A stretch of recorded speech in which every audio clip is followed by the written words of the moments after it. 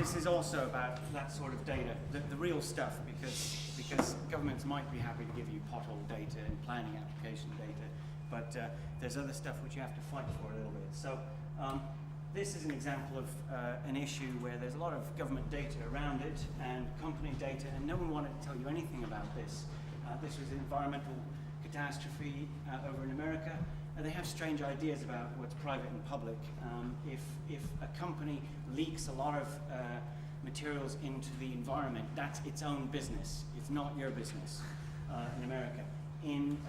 But we can go back to something in 1992, the Rio Declaration, where this was all laid out, all in advance, what we needed to do with environmental information. It said environmental issues are best handled with participation of all concerned citizens, i.e. they have to publish it, otherwise the companies don't want to let the data out, and the government certainly doesn't want people to find out about it. It's better if we see it all in the public, otherwise they'll be able to cover things up. So it says states shall facilitate public awareness and participation by making information widely available. This turned into some European Commission on the environment. Was it? I'll probably get this right. Some guidelines from 1995. There was endless conferences since 1992 on this, and it says any person requesting information should be provided with adequate facilities for copies, and information should be in electronic form. So this is sort of the dawn of the internet.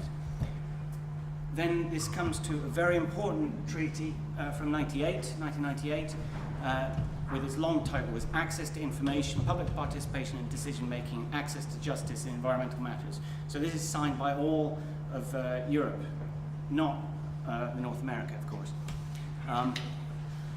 And this is the key line for us on this, is each party shall ensure that environmental information progressively becomes available in electronic databases that are easily and freely accessible through what they called the internet in those days, in fancy terminology. This found its way into a European directive, same words exactly, and laid out exactly the sort of information that we have right to, which is the policies, plans, the monitoring devices, and essentially any information they're gathering in order to make their decisions. This then found its way into the environmental information regulations. The same words, I don't think anyone actually reads them when they copy it from one law to another. Progressively make environmental information available to the public by electronic means which are easily accessible, and organize the information to be systematically disseminated to the public.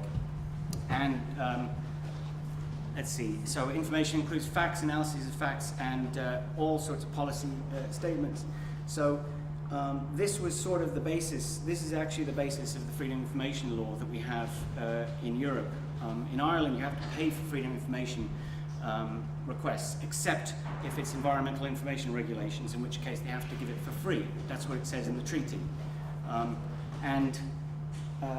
So a lot of people are making their FOI requests under environmental information regulations, and there's quite a lot of things that come under that.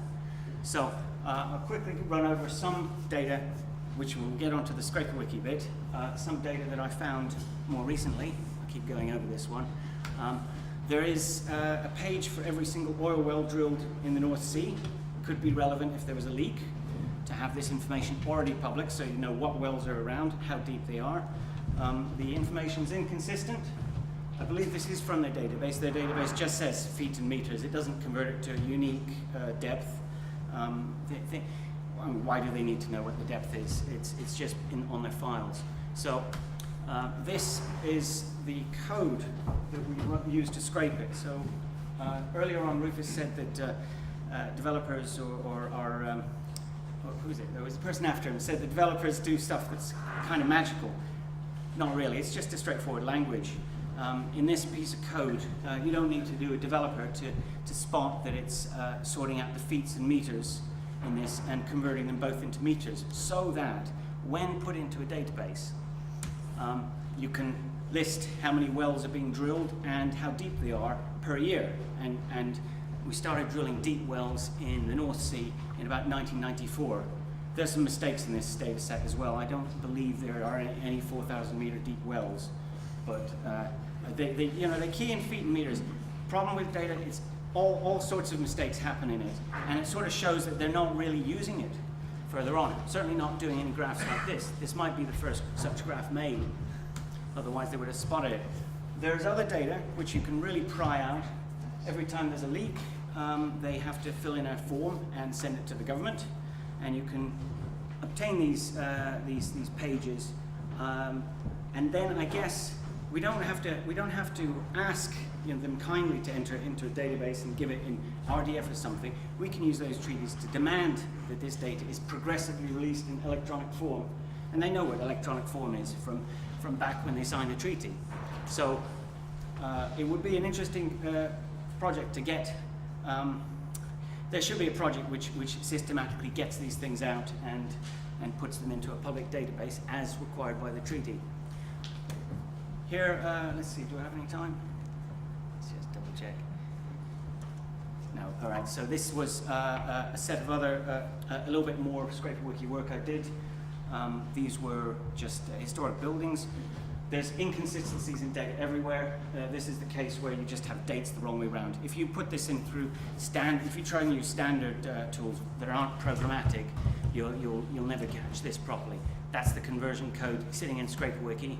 That's a good result. Let's see. This is another thing we do in ScraperWiki is once you get the data you presented, and so a standard tool when you have a data set with locations is you just throw up a mashup, which is points. But you can see in here, we've got the points are actually colored up, so there's a bit more information there. And right there is, you find the code for doing it. And he's decided to color these pins according to how many years of data for each of these weather stations. So the really good ones are green, OFO. They have 40 years. And then he's given an O or an X to determine whether it's still active. So the O means there's data right up to the present. So it's only the green O's that actually have real data in them. And if you were to look at the map originally, you'd think there was a lot of these weather stations. But it turns out that there's not quite so many. Maybe half of them are duds.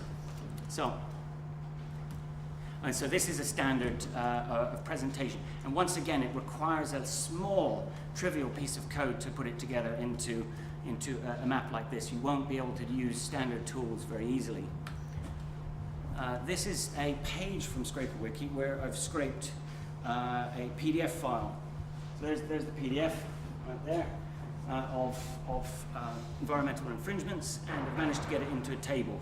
I don't think PDFs are a problem, and if we're going to sit around doing nothing until they stop releasing in PDFs, we're going to get nowhere. So PDFs are easy because you can see they're all lined up, and you know which pixel the words start, and you pull out.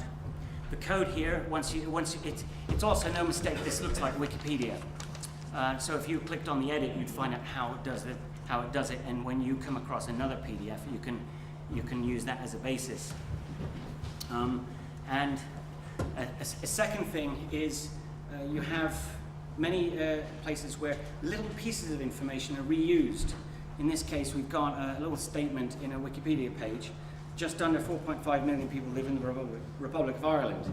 Now, that piece of data should tie into an actual list of population statistics, and suppose there's a massive emigration. I mean, at what point can we program it directly so that particular fact gets redlined when it goes out of date? When we've got down to 4 million people, then obviously that statement is no longer true. And that's maybe a little piece of code that connects it into the database. And yeah, that's a structure of a web scraper. Let's see, are we out of time yet?